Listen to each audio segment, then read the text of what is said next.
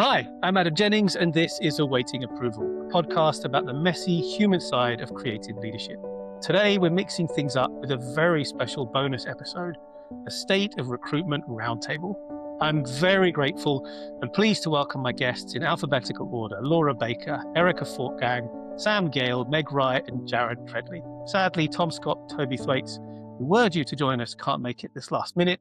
So my suggestion to the rest of the panel is, if anything needs to be apportioned blame to, Tom and Toby, by not being here, are holding their hand up and happy to take that on their shoulders. Welcome, everybody. To get us started, can you think, each of you individually, think of a single word that encapsulates hiring in 2025? Brutal. Struggle. Chaos. Messy. That was going to be mine. Okay. Chaotic, messy, exciting. So this kind of feels like a theme there across all of them. I think a fairly kind of unified theme. There's a whole set of questions that I would love to put as many to you all as possible, and they're all on various sort of topics. And then we've also had a few of us have put out posts saying this recording is happening and calling for questions, and I know a few of us have had those come in, so we'll try and get through some of those as well. I'm going to anonymize whoever they've come from. Some of them have sent me DMs asking them not to sort of attribute where they've come from, but as we start to think about the different topics, one of the ones that was coming up a lot, which might be a bit of a hot potato, was around ghosting. And one of the questions that I kept hearing was, where in the hiring process does ghosting most often creep in? And why does it keep happening when everybody agrees that it's harmful? Who wants to take that hot coal straight away? What counts as ghosting? Yeah. How would you just narrow in just a little bit more on that? Because I think people have got sometimes a different definition of what it is. What is it for this answer? I think Where would you take it? Like, what would your definition be? You would have had to have been in contact with the person. You've had direct exchanges, you've had contact. Ideally, you've had a conversation with someone. Ideally, it's been on video, but there's some sort of actual establishment of conversation, of back and forth, reciprocal talk, to then not hear back from that person after you've maybe tried, followed up, whatever. Then yeah, I would lean into, okay, that sounds like a ghosting. Just to add to the definition a little bit, there's also going to be like what sort of time span are we talking about here? Sure. Because I sometimes get people chasing me within 24 hours being like, have you disappeared on me already? And I'm like, yeah. guys, give me a minute. I don't know. Sorry.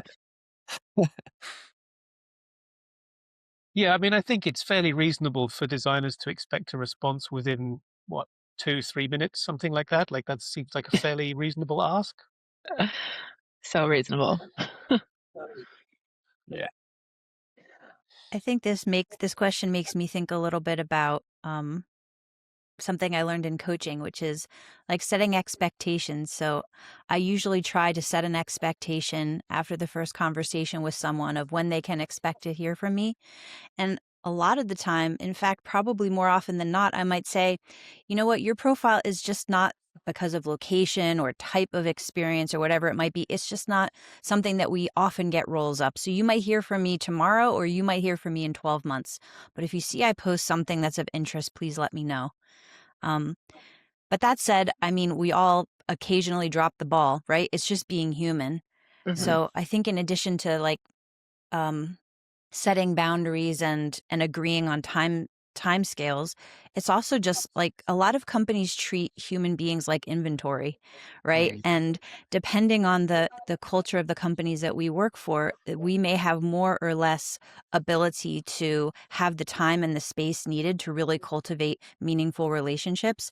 So I think, with the folks that are on this call, I think about half of us are entrepreneurs kind of doing our own thing. Some of us are in-house or running our own agencies. So it might be nice to hear from other folks, like, how do you create the space so that you can have the time to meaningfully follow up with people? Yeah, I would just jump in on that as well. Sorry. There you go, breaking Adam's rule of talking over people. I do apologize, but no, I just wanted to pick up on the human point, because I think that's the thing that gets missed off. And when we talk about human and we talk about ghosting, I think the thing that I always think to is just empathy. I think that's what it always kind of comes back to, and I think that sometimes gets missed both ways, quite frankly. And I'm gonna, as the semi-recruiter, non-recruiter in the room, go, it's got a bad rep. Like, let's be honest, people have really like negative associations, and they've probably been burnt by like one or two people, and that sort of cast a net over all recruiters are terrible now. Everyone gets ghosted, and I will tell you, designers ghost. No one talks about it. You don't hear about it, but recruiters are not the only one. And when we talk about ghosting and empathy, yes, there are some people that do it and they give everyone else a bad reputation. But to your point as well, Meg, like, things come up, people are human. And to your point, Sam, if someone hasn't responded to you in 24 hours, or what are the expectations that they've set before? Maybe you hear from them within 24 hours. So if you don't hear from them in 3 days, then yeah, that's a little bit off. But we're humans. We've had things come up. I've seen it on both sides where someone's had something with their family or something else has happened. And so, well, I think people need to start more with like, actually kind of like, what's happened here? Can we give some empathy? Maybe we don't rush to decisions that this person's automatically terrible, or I'm ghosting and I'm going to block this person now. But let's give everyone a little bit of time and situation. I think it would make everything just so much better. Is there I'm sort of imagining stateside more so than UK, but is there a sort of legal hesitancy around offering feedback or around giving any kind of response once someone has gone through a round or two? I know that sort of is doing the rounds as a reason why people are getting ghosted, but I wanted to find out the kind of legitimacy of that. I think that, I don't have an exact legal answer. I think there's certain companies that are known to not give it, and they'll lean on a legal reason. I think if you think about the States in general, litigious. So, maybe there's an element of that for the US. It's going to vary company to company. It's going to vary individual to individual as well around feedback. Again, I question, like, what is the level of feedback that someone might want and or expect? It could be as simple as like, you didn't align for these 2 reasons, 1 sentence, or is someone expecting a 30-minute detailed conversation with a deeper breakdown as to why they haven't progressed beyond an initial screen? So again, I don't know the depth of feedback, but it is a gift in general. I could probably speak for everyone here. We all seek it. We all want it for our designers. We see the value in it. There's no benefit of withholding it to us. There's no benefit to the process or to anyone by withholding it. So if it's there and we can get it, all we want to do is share it. Yeah.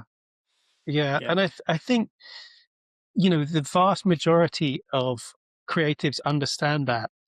And perhaps outside of how the industries have been the last few years, summed up perfectly by your collection of words right at the beginning, I think there was probably way more patience on both sides leading up to what has now been this car crash of wait times and numbers and, all sorts. But I appreciate what you're saying. And I think, looking at what the conversations that are happening online, I'm hearing one of 2 things around ghosting. One is, I've got so far in a process and then I've heard nothing at all. And another aspect is I hear nothing at all. I've applied and I've heard nothing. I haven't even got a sort of a read receipt of my application kind of thing. And so I think that it's, roughly speaking, those 2 camps. And I saw a post recently where someone who had advertised a role had messaged this person who had applied, and it was a simple, as you can imagine, I'm swamped. I've got loads to look through, but I will look through all of them. And if you don't hear from me, then sadly, we're not moving forward, and blah, blah, blah, blah. And this potential candidate was holding it up as, this is all we want. So I just wonder about your thoughts on having a sort of boilerplate response to applications that are, yes, I see you. If you don't hear from me, it's a thanks, but no thanks. I think most companies already have that.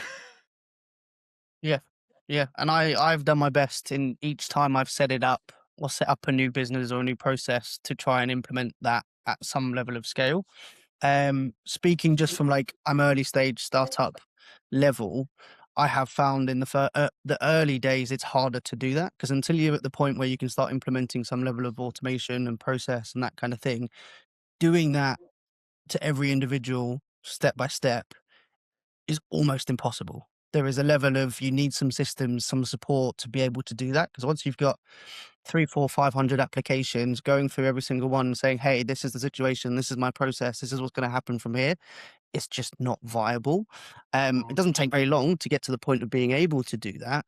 But I think it really does depend on the stage an organization is at, or the maturity of their recruitment function and so on. Just speaking from my own personal experience, because I absolutely do my best or want to be able to do those things for everybody. But then having recently just started again, blank slate, no systems, no software, no process, know that it's not necessarily possible. Yeah. I've never been great at systems and canned responses and such. And I don't know that people, I think they appreciate a canned response, but that's not the best in my opinion. I posted recently on LinkedIn myself that I have been going through my inbox, and I really apologize out loud to everyone that I just delete and cannot respond to because they're not right. And I got really good response from that on LinkedIn because I was very emotional about it. It breaks my heart to not have the bandwidth to reply to everybody. And I think it went over well, and people kind of understand. I'm always talking about there's just not enough time. And there's also, I do say too, we're recruiters. We read every email that comes in, and because we're always waiting for something, right? And so I feel like we read it, but unless it's something that we need to handle right then, we'll come back to it, or we won't. But I do try to publicly say how it's going as a business owner. I'm drowning in my inbox. I don't have an ETS.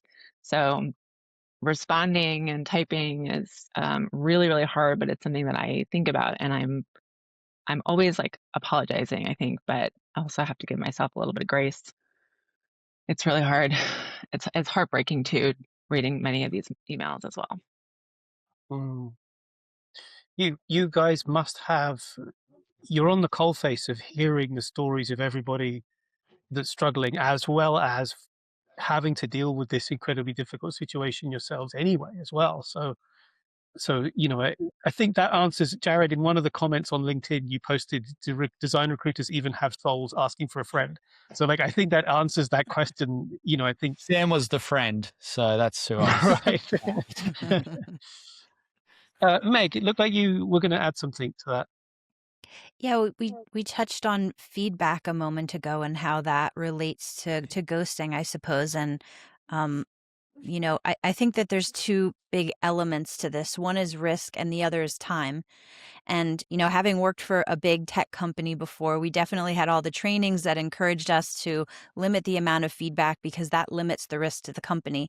And I think that these are the kinds of scenarios where recruiters have to decide for themselves, are we going to take a calculated risk and give feedback?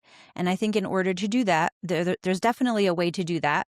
And it starts all the way at the beginning when you start recruiting for the role and making sure that the skills that you're assessing candidates against are always consistent, right? So for example, product thinking, interaction design, and visual design. So when you're speaking with candidates, if you're always giving the feedback in line with those skills and making it really clear, then for me, that takes the risk out. So I will always defer to giving feedback to every candidate that I have in an active process. It's good for them. It's it's a thank you for us that they were in the process. It's good for me because it helps me get to know them a little bit better and what may be a more appropriate role for them in the future. But I think, yeah, risk is a big thing that's not spoken about. And then the other thing is just time. So the more candidates you have in process, the longer amount of time it takes, and the more qualitative feedback and the deeper the feedback, that takes a lot of time. And that takes time that you could be recruiting for the role that your client needs you to hire like yesterday. So I think, again, that's another thing where it just comes to like transparency and, maybe the feedback conversation has to get pushed back a few days, but you at least let someone know, a candidate know it's coming. Is it okay with you if we schedule that for 3 or 5 days from now or something like that? Again, not an exact science, but I think it just helps to understand that those are like two of the main things I think about when it comes to how and when to give feedback. And I think just to follow on from that, it's important, I suppose, just for listeners to understand the difference between, I suppose, feedback from an active process versus feedback from an application. Because yes, 100%, once you've reached the point of there's been a conversation, you've had an interview or anything else, there really isn't any excuse for there not to be some level of feedback. I think the challenge that comes into the market is where a lot of people want feedback on every application they submit, which really that's where the bottleneck comes from. And it's not necessarily viable for everyone to receive an answer as to why they weren't right. That's fair. And I mean, this is obviously I'm coming at it from the sort of other side of the table, as it were. But recently, when I did that campaign to offer first impression on 500 portfolios, I got a glimpse into what your inboxes must be like constantly. Like that blew up within. I had well over 600 people asking for it within less than 24 hours. I mean, it was ridiculous. And I know that with roles that you guys have, like you'll get way more than that just for one role, and that's only one role of however many you've got on the go at any one time. So that overwhelming load of just administrative of flagging, looking through, responding, not responding, I do get it, and I do. That's not something I would wish on many people. There's one or two, but not many. Tom and Toby. The Toms that couldn't make it. Right? Yeah. Erica, you going to say I was something? just going to say, like, getting that many inbounds to check your portfolio is like a direct testament to how design is reviewed by people so differently, right? And, I coach people too, and, I don't love the idea that they have to change their resume or their LinkedIn or their portfolio for each application. It's just so much work, especially if you're working full time. I don't love that. It is the hardest part of design recruitment, right? Is that I find a great candidate and one out of 6 clients thinks so too. But I think that getting that much inbound like request to review your work is because everyone sees something differently, and it's honestly, I think, killing people. It's exhausting. It's killing me, right? We can say the same thing, I think, over and over again about what we think, but I have clients who do want a full case study and some who don't care 3 seconds, that's it. So there's a lot of confusion out there. And even agency side, once it's gone through you guys and whittled down to those in the hiring position, agency side or in-house, that then varies. The criteria, it shouldn't, but it then varies from one hiring manager to the next. What do they look for? What do they want to see? So it's not even like you can say, oh, well, it's this style for that agency and this style for that. It's right down to the person. So, and even then, it's an incredibly emotive, personal thing.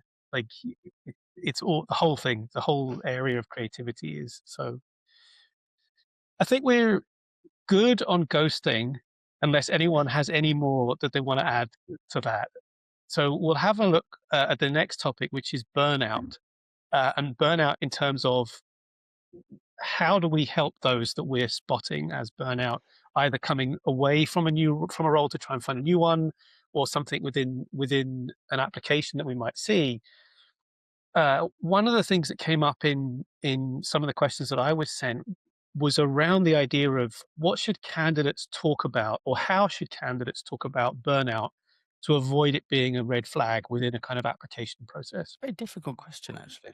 It's I mean, hard. I'll go with my gut here, which is just be honest about it. And I know that's kind of scary, but my honest answer is that if you are honest with it and you don't get the response that you're looking for, or a good response, that probably tells you a lot of what you need to know. Um, and potentially, is it puts if you were to hide that and go into what could then be a bad situation because you haven't got the right sort of values and personality traits and everything else, that might not, it's easy to say from a place of privilege, and I know over the last couple of years there've been people that have really been out of work for a long time and want to get into something, but I think that if you can't be open about that with someone, it's probably a bit of a signal for you. I agree. There's Yeah, I agree. But there's also there's a couple of examples that I can think of from the last couple of years, and these are super specific. And actually, in terms of the answer, it kind of depends on circumstance and everything else, and what we're really talking about in terms of burnout. But a lot of the time, when I've worked with a few people that have come to me and gone, "Look, I'm just burnt out. I can't do this environment anymore," that kind of thing.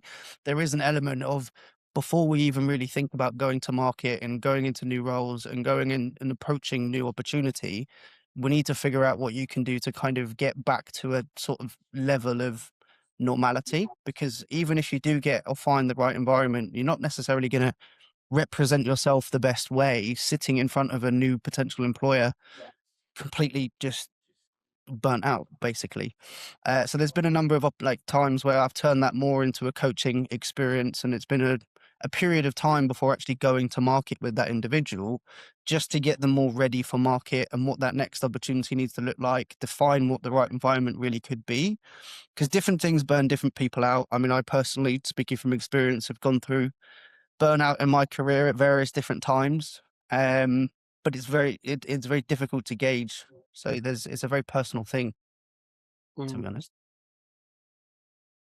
I much agree with what you just said, Sam. And I think it's like it's important to recognize, on the one hand, that the industry doesn't owe people anything, and it's probably in their best interest to keep it as confidential as possible.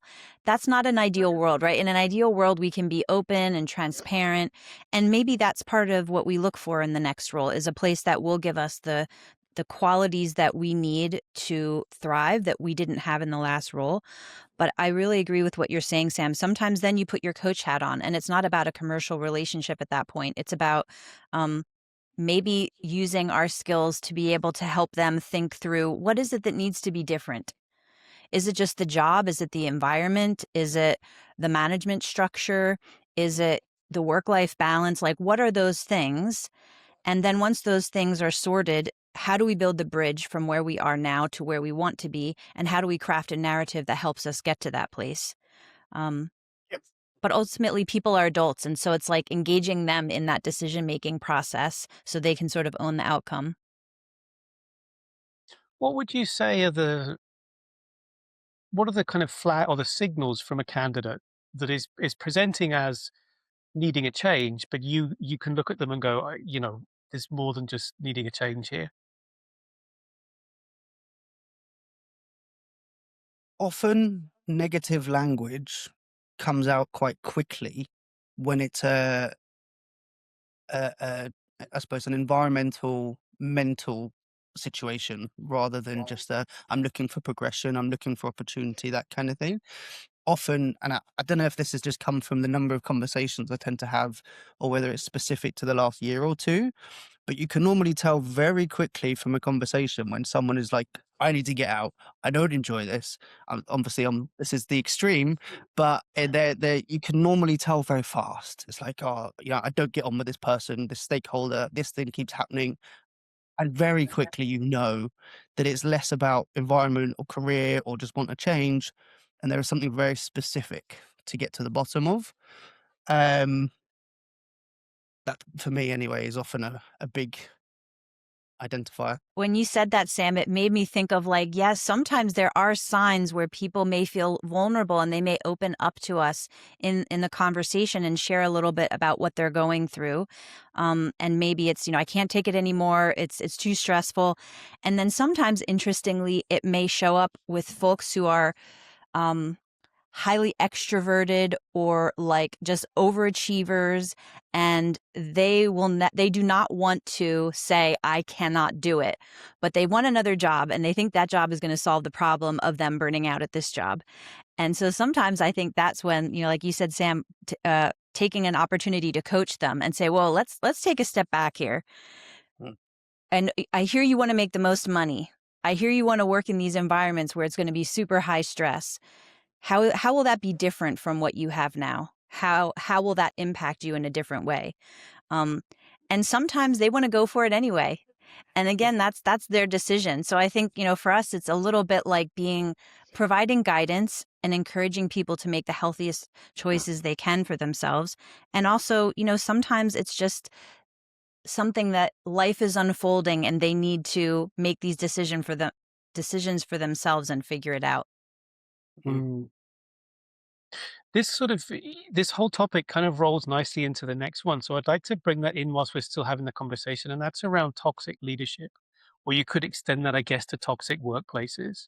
How often do you see really good, solid candidates leaving because primarily of the leadership as opposed to the workload or the pay? Regularly. 10 out of 10 every time. Right. Yeah. Yeah. I think it's the number one reason. I think people leave because of leadership. I don't think people want to leave constantly and re-sign up for their benefits and their health insurance repeatedly.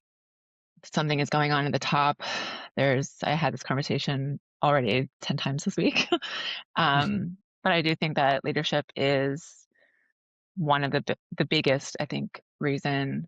Dysfunctional direction, no direction, revolving door at the top, funding losses, all of it has to go back to leadership, in my opinion. What are the early signs that candidates can look out for at organizations? Is there a way that they can sort of delve in? Is it Glassdoor reviews, or like where can they sort of find that info out? You would hope in the interview process, right? You've got Right. a fair few opportunities. You should be interviewing them. I know it's not really always geared that way and doesn't feel that way when you're answering majority of their questions, but a great company will, I think, always ensure that there's time, and leaders will avail themselves to answer your questions as well. But you've got that time and that opportunity to vet and try to understand, is there a shared language here I might have with this person? I think there's a lot of different, when we say leadership, it could be a design leader, or in many startups, your leader is not a designer, never has been, likely never will be, but that's your leader. So can you find a shared language with that person?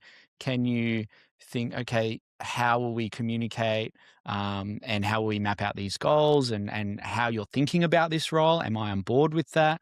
I think there's a lot of opportunity in that interview process to try and get a signal on that before getting too far. You should have a pretty good feeling before day one. Mm. Yeah, I think And you can definitely bring up reading some Glassdoor reviews and discuss culture in those interviews, why people stay, why they joined. I think I was very specific once about a culture thing that I read about, and if they address it, then that's a good sign. Sort of asking how they improved once it was written or whatever happened. But yeah, it's definitely a two-way street. Yeah, So- I feel like I more often will talk people out of a job than I will talk people into a job, which is usually not expected when you're talking to a recruiter. And I guess I look at part of the matching process is you want to make a good match for both sides, right? Because that's what's going to make it sustainable in the long term. And so if I get a cut of the jib of the hiring manager and what's really important to them and what they're looking for when they hire, I'll look for a graceful way to communicate that to a candidate. And it might be, I'm not sure if this environment is right for you. here are the reasons why. I heard you say that this is important to you, and flexibility is important to you. And what I understand is there's not as much flexibility. Oversimplifying it, but that's an example. And also, I will do it on the other side as well. So I'll say to the hiring manager, this person has a great skill set for the role. I know you need them to be on site 2 or 3 days a week. I feel like that's going to be a little bit of a long commute for them. So please speak openly about that in the interview process so you can both feel that out for each other. So I think part of what we can do is like calling out these amber flags early for both sides and helping them get resolution as quickly as possible so they can make a decision if it's going to be a good environment for them. But I'm also a fan of a spicy question. So like sometimes when I have a coachee who's working with me to figure out how to test a cultural boundary, we might come up with a cheeky question like, we might ask a male leader, tell me the last time that you got feedback from a fellow female leader and how you actioned that. Or tell me the last time that you got a bit of feedback from someone who was hierarchically lower than you, and how you received that feedback and how you discussed it. And I think just 1 or 2 of those questions can really tell you a lot about, are they open in answering it? Is it just brushed off, and then maybe deeper questions that are more specific to the particular person and what they're looking for. I think I there's love that. something really in that, just to build on that a little bit more. There's something really in that, just in terms of how people learn to interview. A lot of the time I have this conversation around, and I have the same conversation with both clients and candidates actually, around how the fact it really should be a two-way conversation. Often that is forgotten. And the more that candidates rehearse and get better at really opening up those conversations and asking those kinds of questions on the other side of the fence, helps them really understand what it's going to be like once they join, more than just getting really good at answering questions and performing well in an interview. It's actually going in with the mindset of, I need to properly understand what this environment is all about, not just the job. There's a lot that I do around that same sort of thing too, because it's one of the often overlooked parts of interviewing. Erica, I think you were going to add something. I really enjoyed that, what you said, Meg, about those spicy questions. We love the spicy question. Thank you. I throw a little spice in there every now and again. Is Adam, I'm there- curious because you've, I think, led teams before. So what are some of the things, I guess, that you would look for when you're communicating the culture of the company that you're working in to somebody that you might be hiring?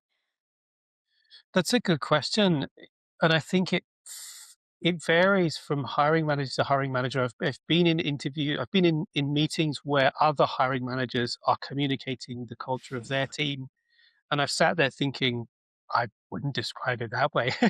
They've got a completely different view to that I have. And for me, I think it's about trying to find that common ground. I apologize, I forget if it was Sam or Jared that said about finding whether you speak in the same language. If you can find that common ground, then you can easily describe the culture that you're either looking to build or is already there in existence. Once you find that way of making shorthand in your communication, then it becomes super easy. And depending on where that connection is, then that informs how you describe it. It might be a movie reference, or it might be a vibe, or it might be a whatever, but then you can instantly, quickly kind of put that forward.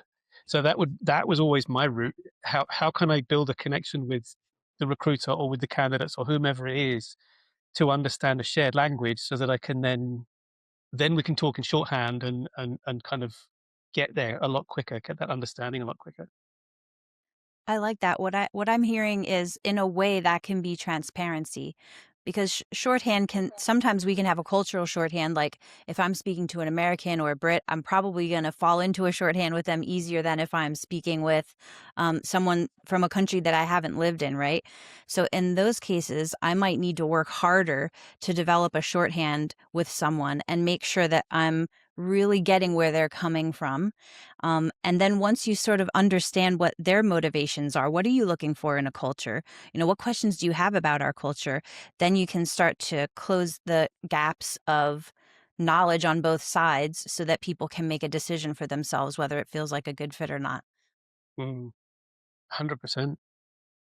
And it makes me wonder if any of you have sort of keywords isn't quite the right thing, but like words that you try and put into a conversation that are kind of, I mean, clearly if it's your client that you're hiring for, clearly you can't say, don't touch these people with a barge pole. And I don't think you would be working for anyone that you would want to say that for.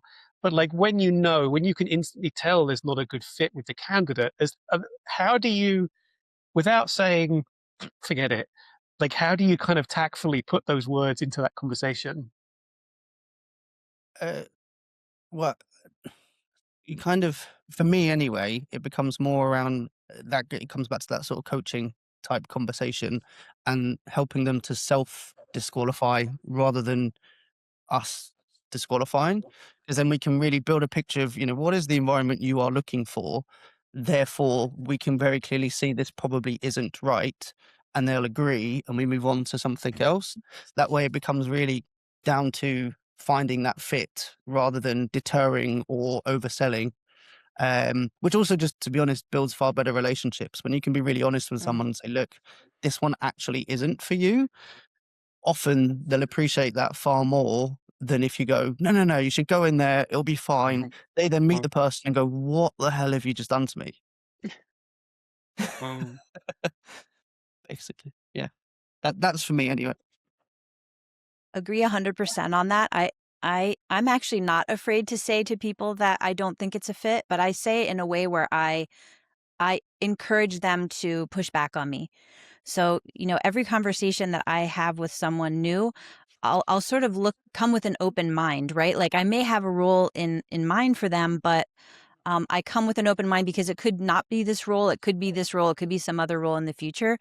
And at the end of the conversation, I'll say to them, I feel that this particular role, what I heard from you is you want more autonomy, you want more product influence, you want a team that has more diverse female leaders, something like that. And that doesn't seem like it's a match here. But I just want to check that with you before we move on and make sure that you're in agreement with me on that. Is there something I missed? Is there, might you want to pursue the opportunity in any case? And so we're already like sort of commiserating, right? And like building a relationship with each other.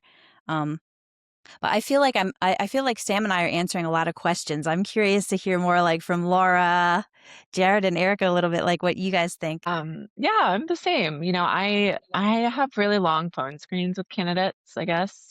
Maybe that's a me problem in terms of boundaries. But I really like to, when I first meet a new candidate, I want to talk to them and really get to know them. And I take millions of notes and I will hear what they're looking for, really. It's just kind of a chance for them to pitch themselves, what they've been doing, what they're looking for, if they're trying to get out of where they are siloed currently.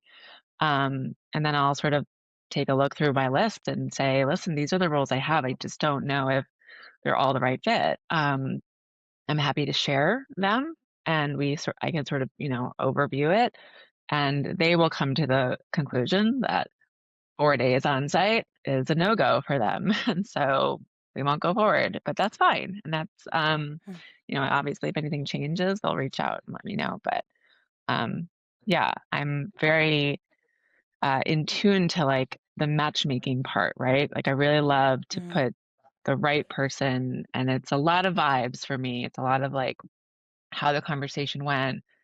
Do I feel like I can trust this person to be honest with me and all their other activity that they have going on too, which I'm sure they have, and that I will give them all of the information I have to help them get through. Obviously, can't interview for them, but yeah, it's pretty much the same, I think. I'd love to jump into a question that was submitted that I think opens up a topic that A, everybody is talking about, but B, is clearly we knew was going to come up. So I'm going to read it verbatim because I think it's quite an interesting question. We go through thousands of design applications, and honestly, the number of designers genuinely using AI is surprisingly low. At the same time, it feels clear that AI is about to become a fundamental part of the design workflow. Designers who ignore it may end up being left behind. From a recruiter's point of view, what signals tell you a candidate is future ready, and how much does AI literacy now factor into the hiring decisions? Love it. It's always going to depend a little bit on what company you might be working with, right? And their stage of AI literacy, their stage of adoption. Some I think are a lot further ahead than others. I think Intercom's been really vocal about how, all designers are shipping PRs versus sell. I would put in that category as well. These are companies that are arguably maybe a bit further along in their adoption, in their utilization of AI with designers. And then there's other companies that are still kind of playing around with it, haven't quite figured it out yet. So the expectations of what a designer should know who might be coming into one of those environments is going to be different for each of those companies. But as the person said, the commenter said, it's coming, it's happening, it's here. Like it really is an expectation. I think to ignore it would be a bit naive right now. So I'm really seeing it as being an expectation for all designers. How it shows up, how does good design show up? How does great visual craft show up? I just put it in a similar category of like, for a lot of us, I think on this call, we are detectives. We're looking for the great in people. We're looking for signals. There's no hard and fast exact science to it, but we look for those signals and we find different ways to get those signals. I think with AI tooling, you're going to start to see it in their outputs, how they're bringing certain things to life. I know for me, one of my favorite parts of a portfolio right now is their play section or the cutting room floor or the weekend warrior set, whatever it might be. It's like, show me what you're jamming on and show me what you're doing in your time under your direction, not necessarily for work. And that is where I'm seeing a lot of experimentation with AI tooling. I'm seeing great interactions. I'm seeing whole new dashboards spun up quickly. I'm seeing 3D, whatever it might be. I'm just seeing someone play and utilize those tools in a way. It's a pretty quick signal, like you're actually spending your time, your own time to play with this. I want to pull on that thread. Let's chat more. So long answer, sorry, everyone. But that's where some of it starts for me. Agree 100%. I love having these conversations because it's like I feel like we operate oftentimes in silos and we don't have an opportunity to talk to peers about this. But I think, Jared, you made such a great point there that every company is in their own stage of maturity when it comes to their own tools. So just to say someone should have AI skills in a blanket way is really, it's not the amount of specificity that we need to deliver against. So I guess what I look for oftentimes is, okay, who has really strong product thinking skills? Who has owned like end-to-end really complex flows?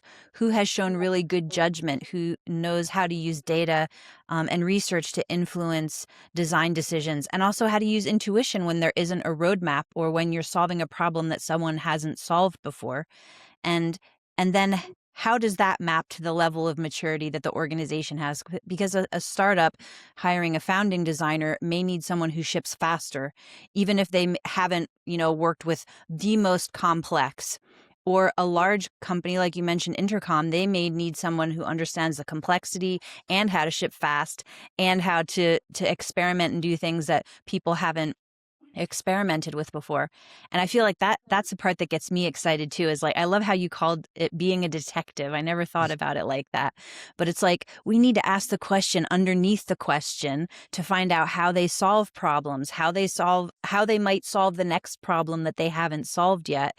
And that can help companies de-risk the hire because they see that it's already happened before. I think there's a point to make on the flip side of it, though. That's not necessarily just down to the designers themselves. Because I agree 100% with both Meg and Jared in terms of really getting under the hood of what people are doing outside of what, the confines of their current role.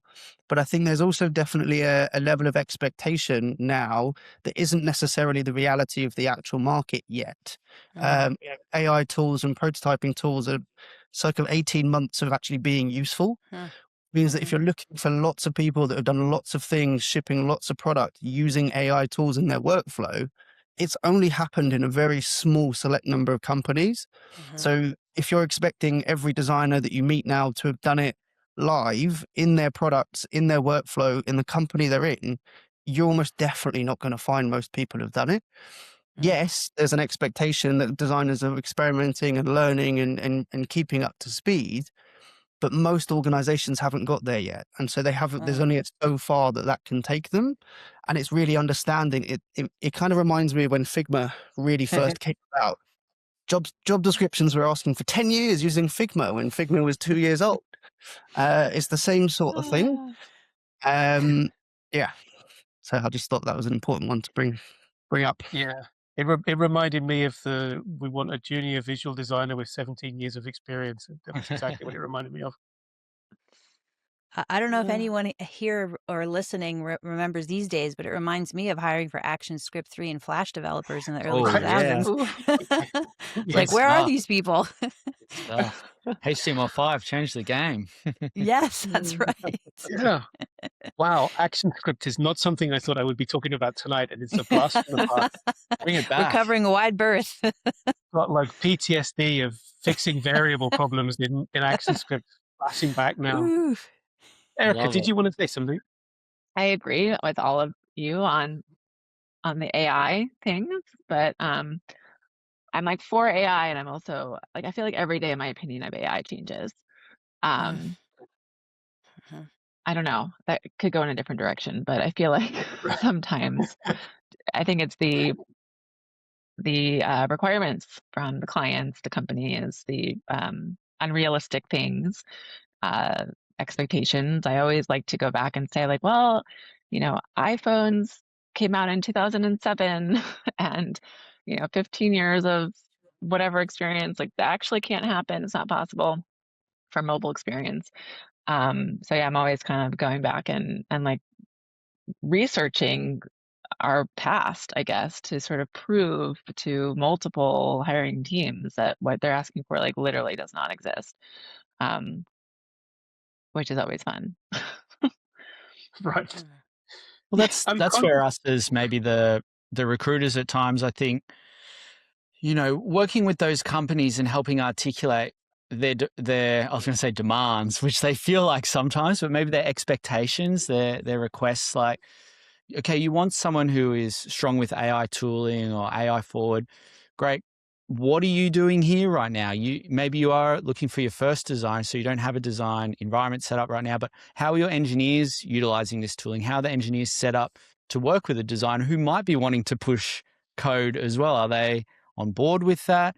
So that question goes both ways, both in what they expect, but now what does that designer expect of that company when it comes to their AI tooling?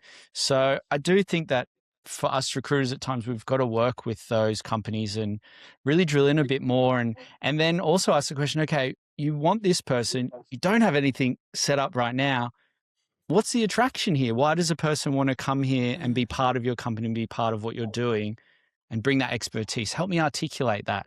I'm going to have to go to market and look for that person. How might you sell that? So I've got to work with that company as well. And I want to get to that point and create that story with them as well. But I think in doing that, we've got to inject some realism too. Where are we at? What are we really asking for? I did have a quick question for the group, if everyone was up for it, around do we think or feel or agree that like AI tooling is a requirement for all designers now in some shape or form? If a designer were to say, I do no AI, are they off the mark? Where do we think it's at right now, the start of 2026? I do think feel like that you phrased they the need to question have it. asking if we, oh, sorry, go on, Erica. No, you Go on. go for it. I feel like you phrased the question asking if we agree. It was a little bit of an assumptive Sorry. ask. Yep. That sounds like something I would do, definitely. So I guess the way that I would look at it is I agree with you. Like, how do we be consultative with the hiring managers and share with them what's actually realistic? So, like, if someone was saying they wanted someone with a year of AI experience, digging into what that actually means, pulling market maps and showing what actual available talent is. Okay, there's 50 people that have done this. Once we get through those 50, now how are we going to start to expand the scope? Is it going to be location? Is it going to be tools? Is it going to be skill sets? Whatever that's going to be. But I don't think, like, hot take, I don't think it's necessary to have AI experience. Should you be experimenting? Absolutely. Should you be learning the tools? Should you be sandboxing, like you said, or, having your side hustle? But I think it can also be, how do you show your experience solving nascent problems that didn't have a roadmap, or solving problems that haven't been solved before, that don't have clear patterns and clear outcomes, and then using that to draw a bridge between that expertise and how you might solve whatever the B2B problem, B2C problem, complexity in software, dashboards, whatever that may be. What were you going to say, Erica? I mean, I do think that people need to have their playtime with it. I mean, I think it's moving so fast. Like, the headlines every day it just feels like back and forth between, OpenAI and Anthropic, like who's doing what. So I do feel like they need to, because I've definitely talked to some people who are like afraid of it, and I feel like, okay, you're gonna buy, like, you're gonna get pushed back, or maybe stay in some more legacy organizations that haven't quite adopted yet. I also work with the first founding designer startup thing, so yeah, they're looking for AI experience, but more like someone with that mindset to help them figure out the best practice for their organization. So it isn't someone 3+ years of experience. It's somebody with actually 10+ years of experience who can help strategize. And I think it's but yeah, I don't know. I do think that you need to have some AI right now. Don't tell someone you're afraid of it or don't trust it completely in design. I mean, I understand though. I don't know. Yeah, just to add, I sort of agree that I don't think it is something that is like the be all and end all, at least not yet. I do agree that most designers should be exploring and experimenting and getting their head around it. But then, to the same extent, I think most people in any profession doing pretty much anything should be getting their head around some of the capabilities of AI in some capacity, even outside of design, because it is just changing the way people work, period. But coming back to what Meg was saying, I think I have seen organizations lean into AI and AI prototyping and that kind of thing so much that we're almost pushing design back into a delivery function rather than a problem solving and strategic function, which I think is the thing we have to be really careful of. Because very fast we will get back to rapidly just push things out without really understanding what we're building, because we're using AI to do it quickly.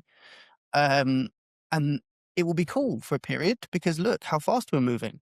But we've seen it go in cycles before where suddenly you've built the wrong thing, you've shipped the wrong thing. Yes, you might be able to do that and fix it faster now, but actually there's a lot you could do to make sure you're on track up front. And that's really where, the key skill set of a lot of product designers comes in when it comes to judgment, understanding the problem, what not to build as much as what to build. And so that's why I think actually the AI thing, we're now kind of coming out of the honeymoon period a little bit, and it's kind of settling, and where it's finding its place a little bit more stable for me anyway. It's really interesting from my lens, hearing all of these different perspectives. It's absolutely fascinating because I think for me, a designer's job is to solve a problem. A creative's job is to elicit an emotional response. And we often conflate those two. And actually, they're very, very different.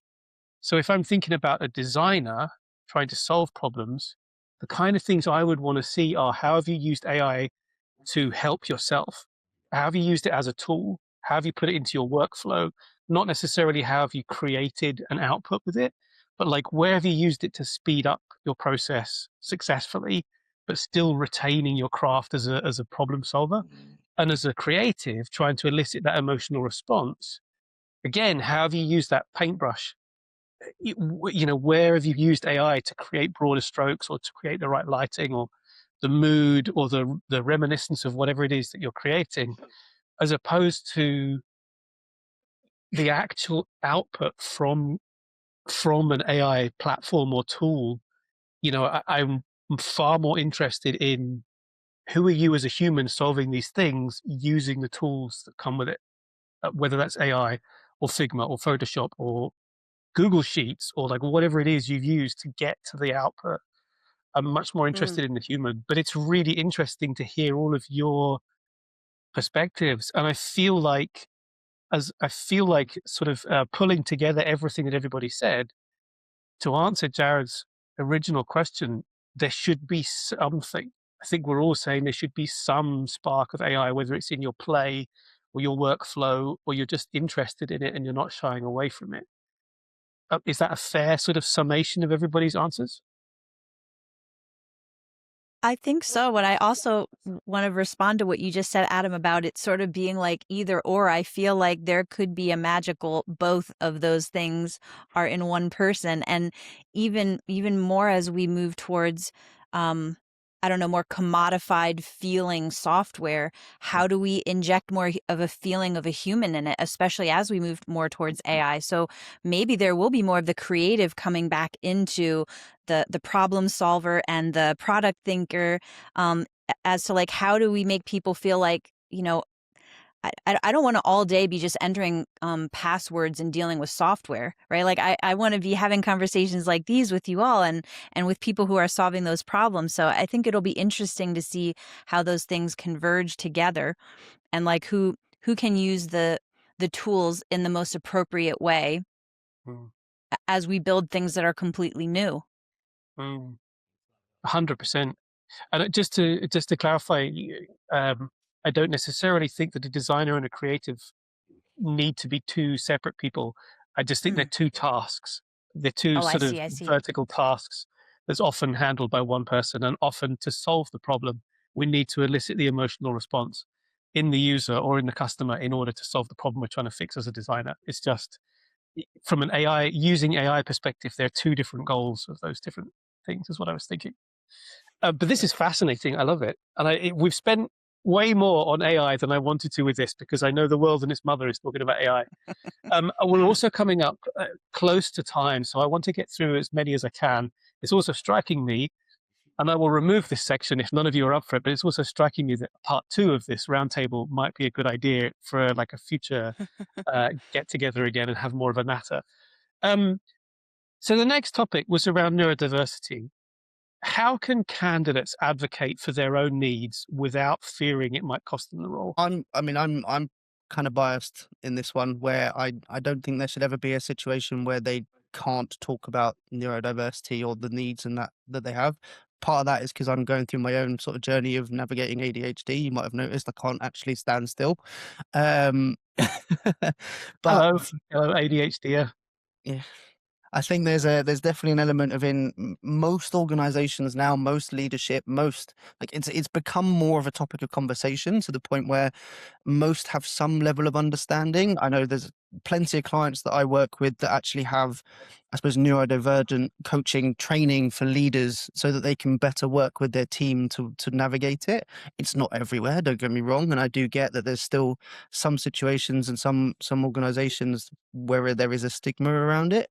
But I'm a big advocate for just talking about it and figuring out your own sort of working patterns, understanding what you need from people around you, which kind of comes back to that coaching piece, which is once you know and you've been diagnosed, and I've gone through all of this myself, you suddenly start to recognize behaviors and patterns and all kinds of things that are kind of uniquely you, that become how you work with other people, how you communicate, where you do your best work and all that kind of stuff, which starts to form part of the story of what are you looking for in leaders and people that you're working around, what are the environments that you do your best work in, and that starts to shape the kind of role you look for next anyway.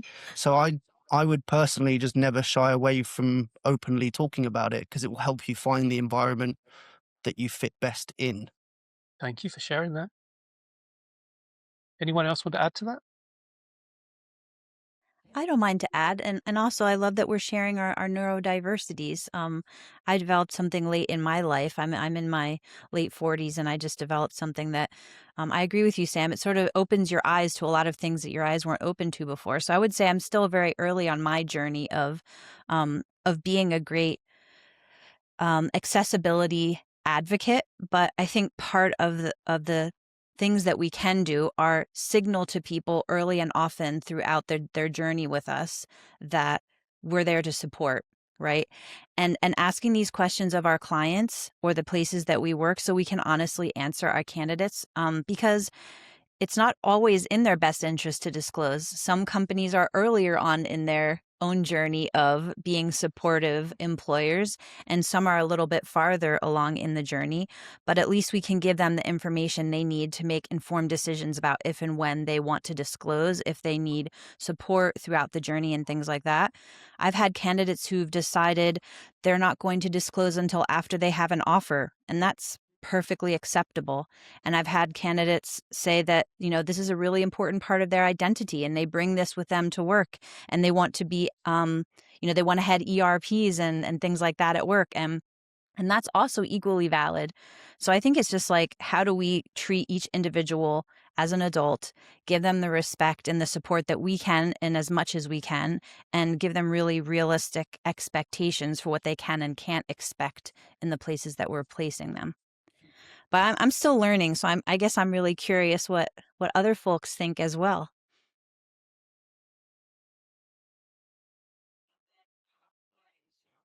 For I don't me, I don't think it has the Oh, go ahead. oh, sorry, Erica. No, please, after you. No, I have nothing to add other than thank you both for sharing. Hmm.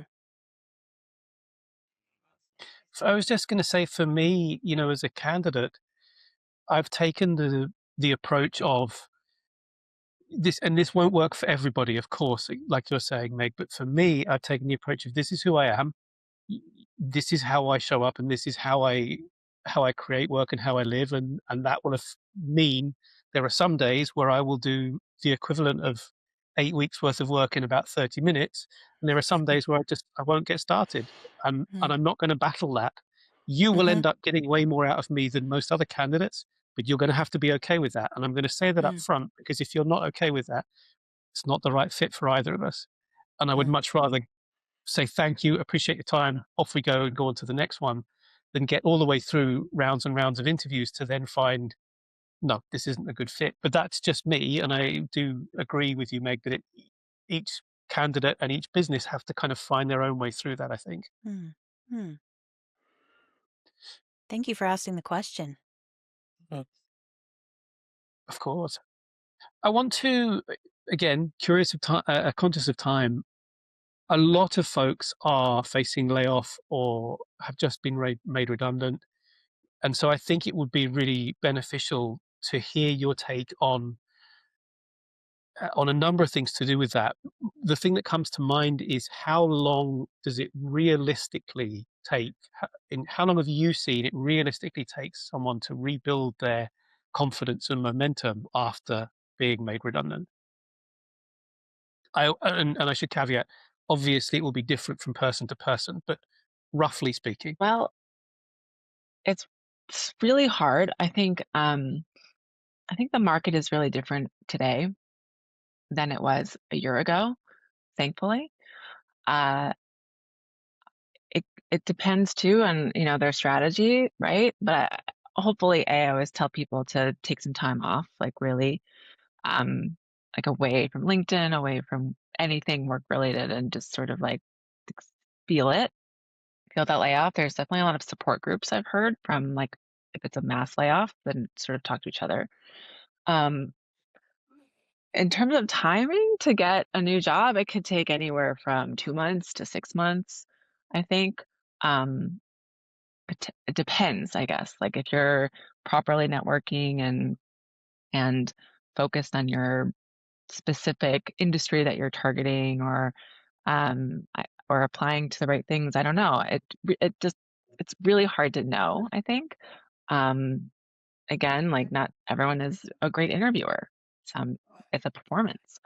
So it's practicing and getting insights from recruiters and other designers and design leaders. I think I've definitely seen it happen quickly. I do have, like, right now the market has changed. It's candidates market again, in my personal opinion.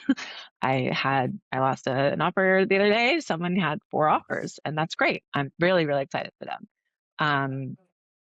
6 months ago is just starting on that again, and then a year ago it was like, oh my God, crickets.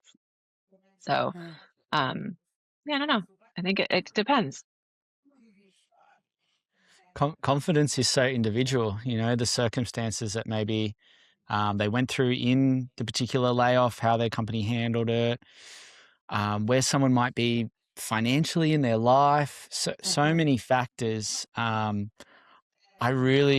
encourage people to just take time, take a minute, take a beat.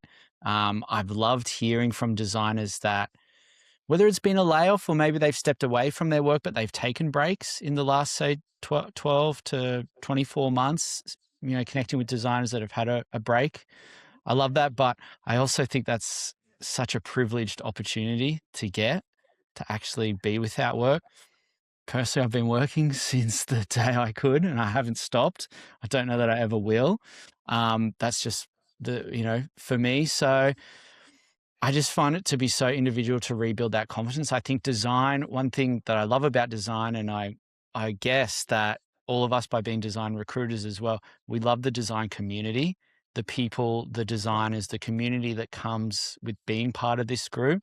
I think it's amazing. I love working with design. So I think if you need to rebuild some of that confidence, you've got to take that beat. You've got to know what fills your cup, nature, time away from the screen, whatever it might be.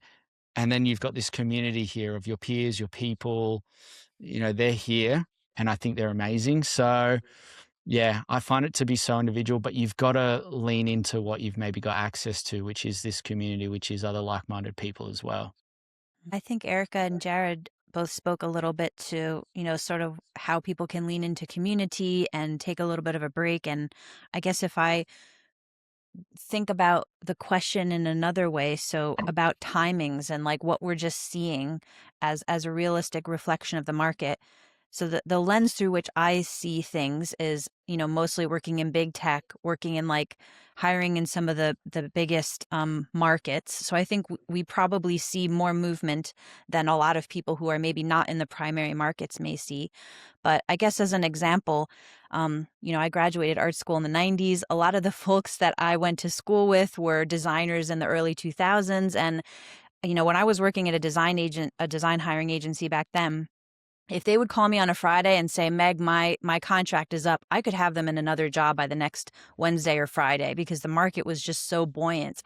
And those same folks are now coming on the market now. They're VPs, they're directors, they're chief design officers, and they're waiting on the market 9 months, 10 months, 12 months, sometimes even 18 months, because the way that the layoffs happen, there's a lot of flooding on the market of more senior level talent, and those roles just don't exist in the same way.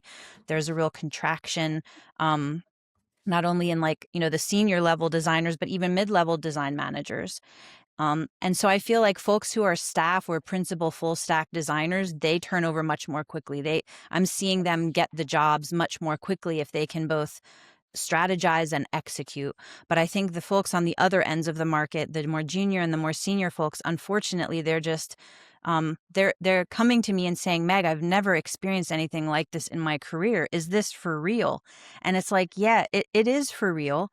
And then I think the things that we can control are the things that we can control, right? We can't control the market is a bit chaotic. There's a lot of people that are not hiring or they're laying off, but we can control the things like how do we get our stuff together? How do we get our narrative super clear so we can make sure that people understand how we're differentiated in a saturated market?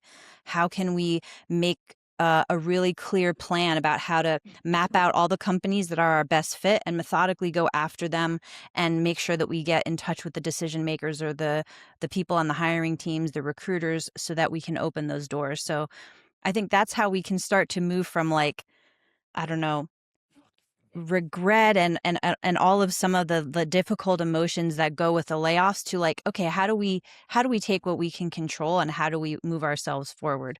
I realized I went a little bit off on a tangent there, but I guess I wanted to give a timeline because it is real that it's sometimes taking folks a lot longer than they expect who are quite experienced and have a lot to offer.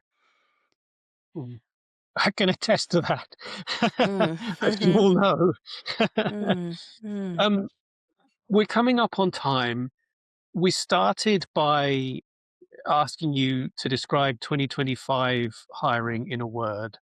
What's your predictive word for hiring through 2026? I'm optimistic. It's not slowing down.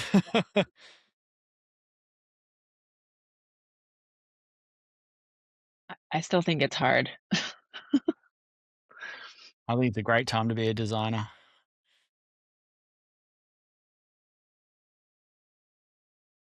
Meg, do you want to offer up a predictive word? I'm really not good at economy of words, as you can probably tell.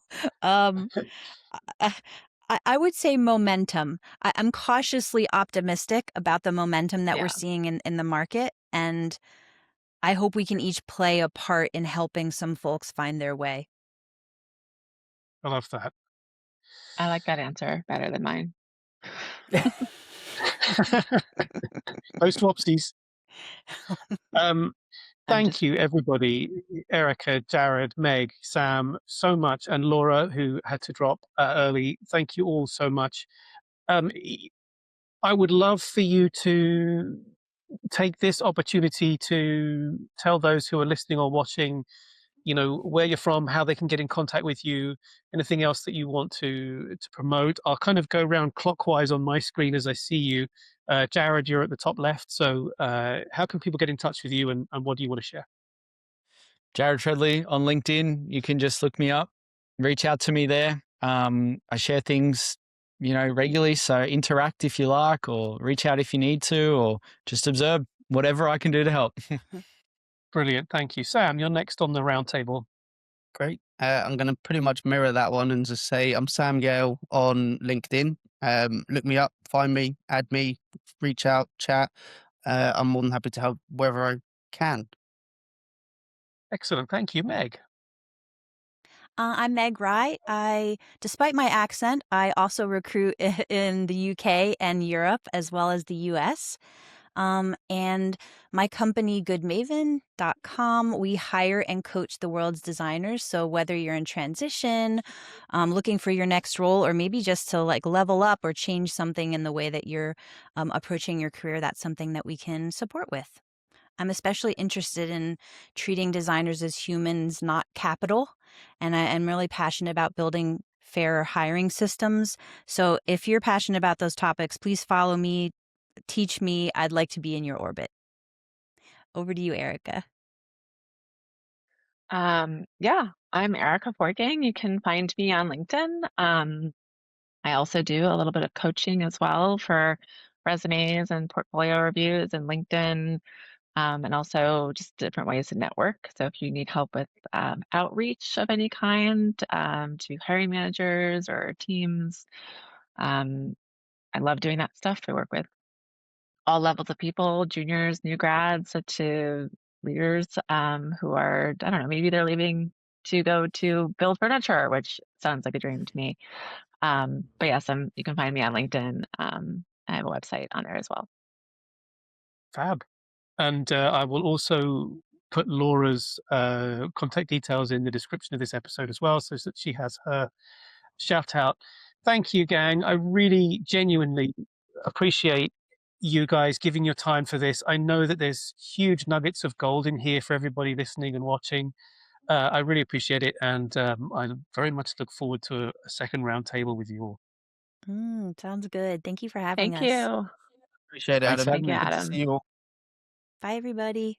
If today's conversation got you thinking about your own growth as a creative leader, then my program, Supercharge Creative Leaders, might well be the next step for you. It's a 4-week cohort designed to help those in leadership positions and those aspiring to be in the leadership positions to lead at a world-class level. You'll learn how to communicate with impact, grow your confidence, and lead teams that thrive, all without losing your creativity. It's a mix of pre-recorded video sessions, live Q&As with me and the rest of your cohort, and an incredible community of peers who will support you along the way. People who've already been through the course have gone on to win new roles, land promotions, get huge multi-million-dollar pitches, and they all put it down to the course and the confidence it gave them.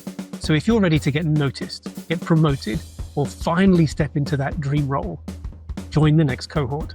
Head to growwithadamjennings.com and sign up to Supercharged Creative Leaders. I can't wait to start working with you. Awaiting Approval is a Cordial Fox production, hosted by Adam Jennings, produced by Adam Jennings and Jasmine Egner.